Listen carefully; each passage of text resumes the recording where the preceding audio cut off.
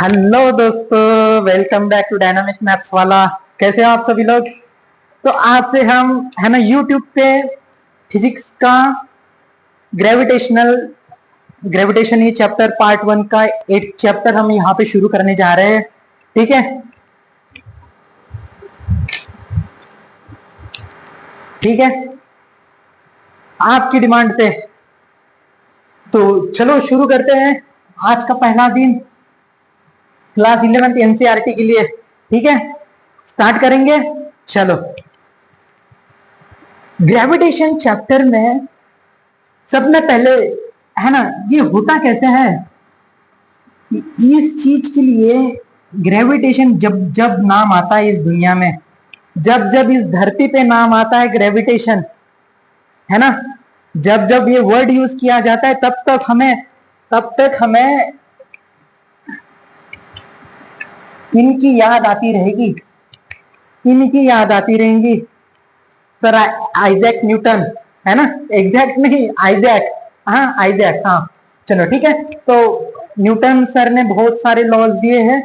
ठीक है, उनको है कहा जाता है कि कभी तो भी एप्पल गिरते हुए दिखा और उन्होंने है ना खोज की थी, लेकिन इसका मतलब ये नहीं कि इसके पहले भी ये ग्रेविटेशन नहीं था, लेकिन महसूस न्यूटन साहब ने किया। ठीक है, चलो कोई बात नहीं, अब अपने पार्ट में है तो अपन पढ़ेंगे। ठीक है, उन्होंने और एक पार्ट हमें बताया इस चैप्टर में कि मतलब यहां पे जैसे कोई भी अगर से ऑब्जेक्ट इस अपने धरती पे है ना फॉल होता है तो ड्यू टू है, कोई कोई पहले बोलते कि अलग अलग वजह से, अलग अलग रीजन के वजह से गिरते होंगे। ठीक है, किसी ने तब वहां पे उन्होंने बताया था कि हमारा है ना अर्थ है जो स्क्वायर में है, रेक्टेंगल में है, जो भी है, नहीं तो फिर इधर में रहते तो कैसे हुआ रहता है। तो फिर कोई कोई लोगों ने बताया कि नहीं गोल रहता है, फिर है ना उनको समझ रहे थे कि ये क्या बात कर रही है यार, गोल रहेंगे यहाँ पे रहेंगे तो फिर ये कहाँ पे, है ना। हम भी छोटे थे तो मैं भी मतलब है ना सोचता था कि ये हम ही यहाँ पे अलग रहती होंगी, इधर इधर, है ना, 2-4 किलोमीटर खोद लिए तो हाँ, ये अलग वाला सरफेस आता होगा। हम भी ऐसे सोचते थे, है ना। लेकिन बात वैसी नहीं है, फिर साइंटिस्ट लोगों ने ऐसे खोज लिए कि है ना ऐसी अर्थ अपना प्लेनेट गोल है, गोल है, गोल है, गोल है। यहाँ पे अगर से कोई भी ऑब्जेक्ट अगर से किसी हाइट से अगर से गिरता है तो ये due to acceleration, due to gravity, वो छोटे वाले जी से सेंटर ऑफ अर्थ की तरफ अट्रैक्ट होता है। ये हमारे सर जी ने, न्यूटन सर जी ने कहा था। ठीक है, अब उन्होंने ये भी कहा था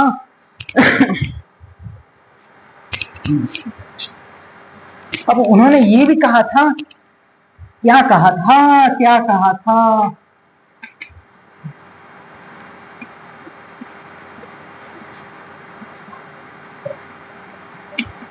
क्या कहा था ग्रेविटेशनल,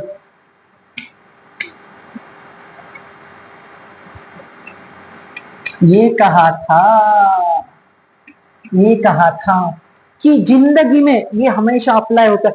कोई भी चीज हो उसके कोई भी दो चीज, मान के चलो यहाँ पे है ये चीज है, यहाँ पे ऐसी चीज है, ये m1 है, मान के चलो ये m2 है, कोई भी चीज उनके बीच में फोर्स ऑफ अट्रैक्शन रहता है, तभी वो है ना, अगर से इस वाले चीज का m2 वाले है ना ऑब्जेक्ट का अगर से फोर्स ऑफ अट्रैक्शन अगर से ज्यादा हो गया रेदर देन इसका फोर्स ऑफ अट्रैक्शन, तो ये क्या इसको खींच लेगा। इन दोनों के बीच में भी फोर्स ऑफ अट्रैक्शन रहता है, तब जाके चीजें इस दुनिया में है ना स्टेबल रहती है दोस्तों।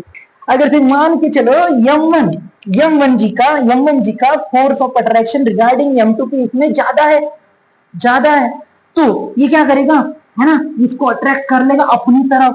बातें समझ में आ रही है? हाँ आ रही है ना, यही बातें है। तो हमारे इस लॉ के अंडर में हमें ये देखना है कि अगर से दुनिया में, यूनिवर्स में कहीं पे भी आप देख लेना, ठीक है, अगर से दो चीजों के बीच में अगर से फोर्स ऑफ अट्रैक्शन चल रहा है ना, फोर्स ऑफ अट्रैक्शन अगर से चल रहा है या है, तो किसके ऊपर डिपेंड करेगा? ये पहले वाले ऑब्जेक्ट के मास पे डिपेंड करेगा, और दूसरे वाले भी फोर्स के सॉरी ऑब्जेक्ट जो है उसके भी मास के ऊपर डिपेंड करेगा, जिसको हमने यहाँ पे अभी m2 मान लिया, ठीक है। और जो फोर्स ऑफ अट्रैक्शन है, ठीक है, अच्छा इज इक्वल टू नहीं, इन्होंने क्या किया था कि ये क्या है, इनके ऊपर डिपेंड है भाई, वो भी बराबर है, बात बराबर है। चलो फिर इनके बीच में अगर से मान के चलो ये जो दूरी है, उन्होंने आर रेडियस आर, उन्होंने मतलब जो भी है आर उन्होंने डिनोट की है, तो उन्होंने उनका ये भी कहना है कि force of attraction between the two objects is inversely proportional to the square of the distance between them. अरे वाह वाह वाह सर जी। फिर अगर से देखो यही फोर्स ऑफ अट्रैक्शन, यही फोर्स ऑफ अट्रैक्शन इनके बीच में है ना, यम पहले ऑब्जेक्ट और दूसरे ऑब्जेक्ट के बीच में जो फोर्स ऑफ अट्रैक्शन है, it is depend on the product of the m1 and m2, है ना, mass of the both objects. उसके बाद में उन्होंने ये बताया कि फोर्स ऑफ ये जो फोर्स है is inversely proportional to the square of the distance between them, दोनों के बीच में जो भी है, जो भी डिस्टेंस है उसका इनवर्सली प्रोपोर्शनल और स्क्वायर में है।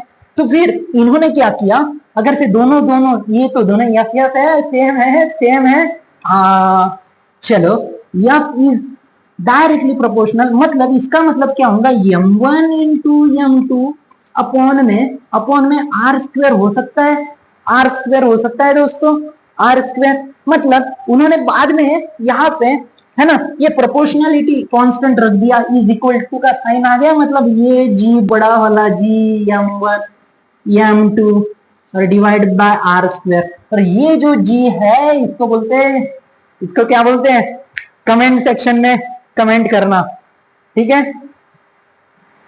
और भी हम इस चैप्टर को यहाँ पे यूट्यूब पे पढ़ेंगे, ठीक है, ठीक है। तब तक के इस जी को क्या बोलते हैं कमेंट सेक्शन में जरूर कमेंट करना, ठीक है। ज्यादा से ज्यादा चैनल को, वीडियो को लाइक करो, चैनल को सब्सक्राइब करो और ज्यादा से ज्यादा शेयर करो, ठीक है। तो फिर मिलते हैं अगले वीडियो में, तब तक के लिए गुड बाय।